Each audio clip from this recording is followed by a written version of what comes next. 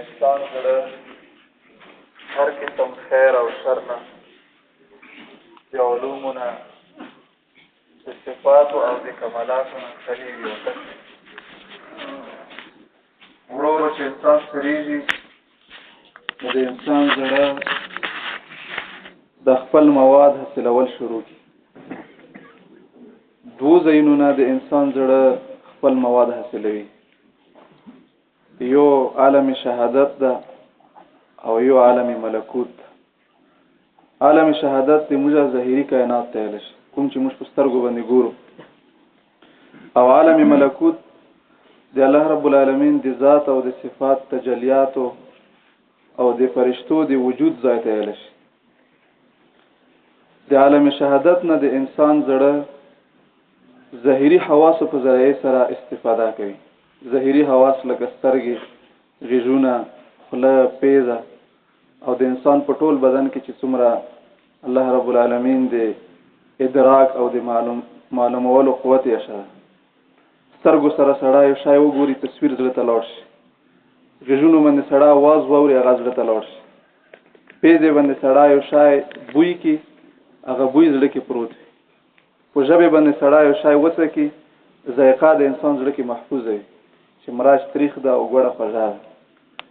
نو په ظاهري حواس سره انسان د عالم شهادت نه استفاده کوي. د عالم ملکوت نه د انسان زړه یوه معنوي او باطنی لارې سره استفاده کوي. چا په سترګو کتل نه شي خو وجود یقیني ده.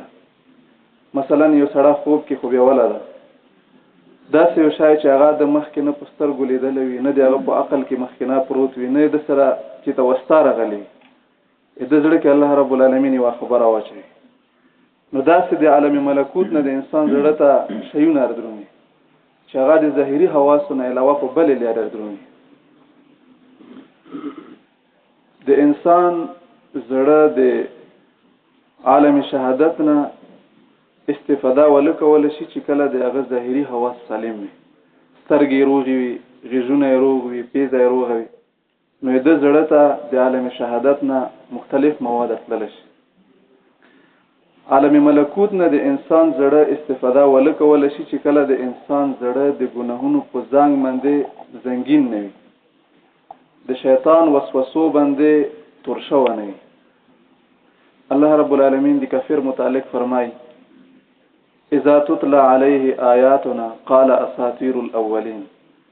کله چې د کافر باندې د موږ آیتونه احکامات تلاوت شي بجای دې چې د پزړه کې یو نورانیت پیدا و د الله رب العالمین عظمت پیدا و د کافر یې چې د مخکنیو خلکو کیسې او مخکنی واقعې دي.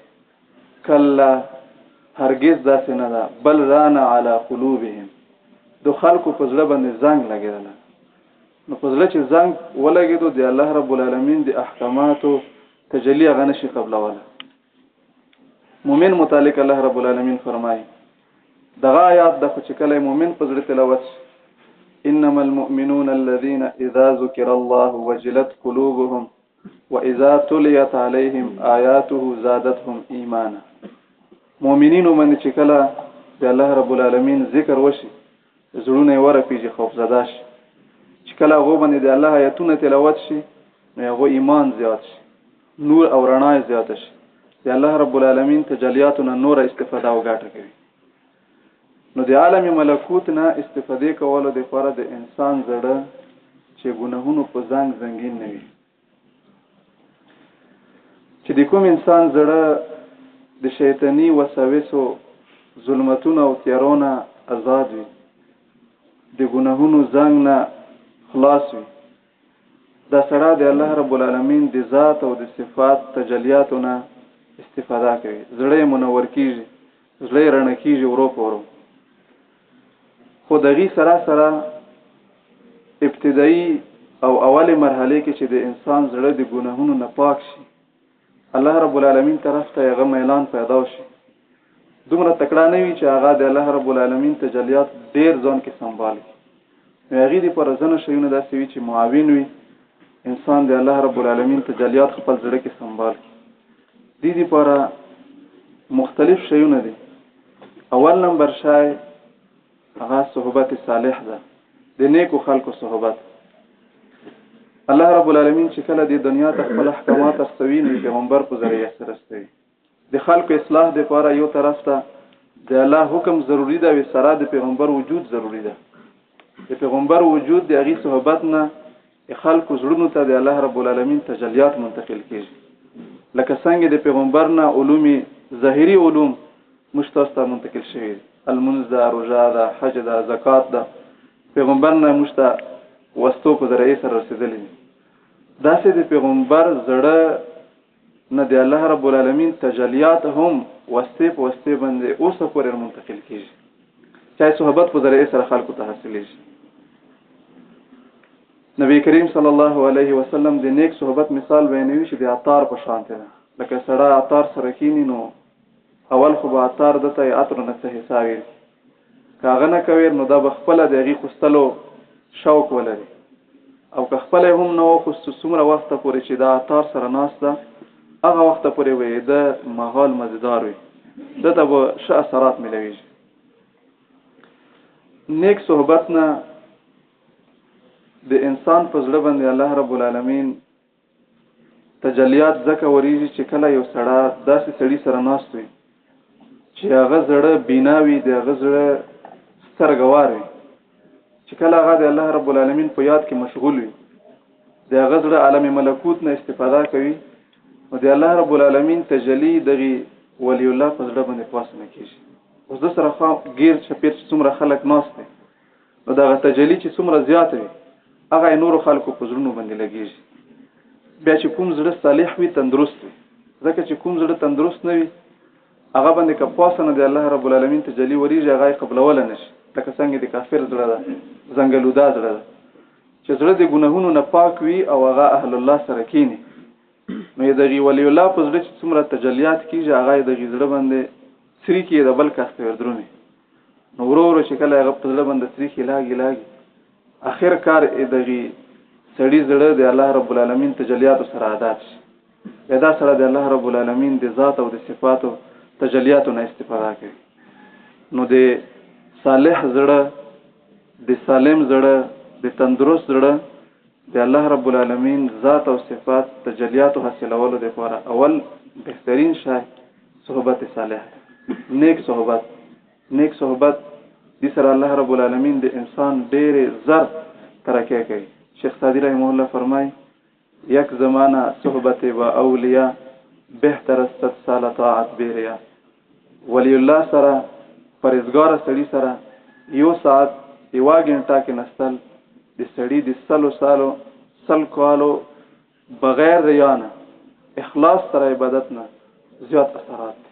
دا ولر چې کله یو سړی عبادت کوي معرفت ته نه یاسي، د الله رب العالمین اهل الله سره اولیاء الله سره نستینه د انسان ته معرفت حاصل شي، انسان زړه کې د الله رب العالمین صفات او نیک اخلاق ارتل شروع شي.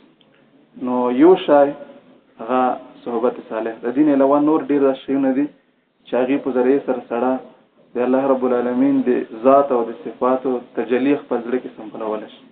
مخکې تعلیمات کې به ان شاء الله دا تعلیمات تاسو لاندې زنه زینوي کې مشکل وي.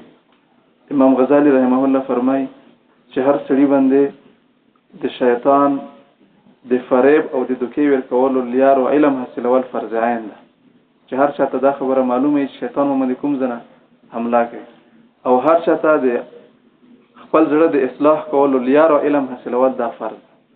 نو دا شیونه فرض درجه کې کله کله یو شاعر کې ګران وي چې تاسو کله غور سره کینې شوق سره کینې، نو ان شاء الله امید ده چې سړی دا ګناهونو د دغه د شیطانی وسوسونه سره خبر شي او د زړه د اصلاح کولو طریقه زده کړي، نو بیا اسانه وي. چې کله سړی ته طریقه نه وي زده نو بیا ولې کارګران. مثلا د یو ځناور په لکه کې چې زغا شاخ د ځناور که خپل ځان نه د غزغا او بسې مثلا هغه لکه په خصونه چې څومره لکه وای زغا ورکې نور نه وځي نه نور شخیږي، او که یو کاسمیر شي د ځناور لکه چې زغا نه یو ټاک سره وګوري، نو چې کله سړی ته د خپل اصلاح طریقه معلومه شي نو به طریقه اسانه وي. الله رب العالمین د شای ډیر آسان کړ، انسان لپاره اصلاح ډیر آسان، بشرط کې چې هغه لاندې رغبت ستي او شوق وي په اصلاح وشي. نو د څومره تعلیمات چې دي زړه سره متعلق خبره د دې د کولو کوشش کوي. الحمدلله وصلى الله تعالى على خير خلقه محمد وعلى آله وصحبه أجمعين.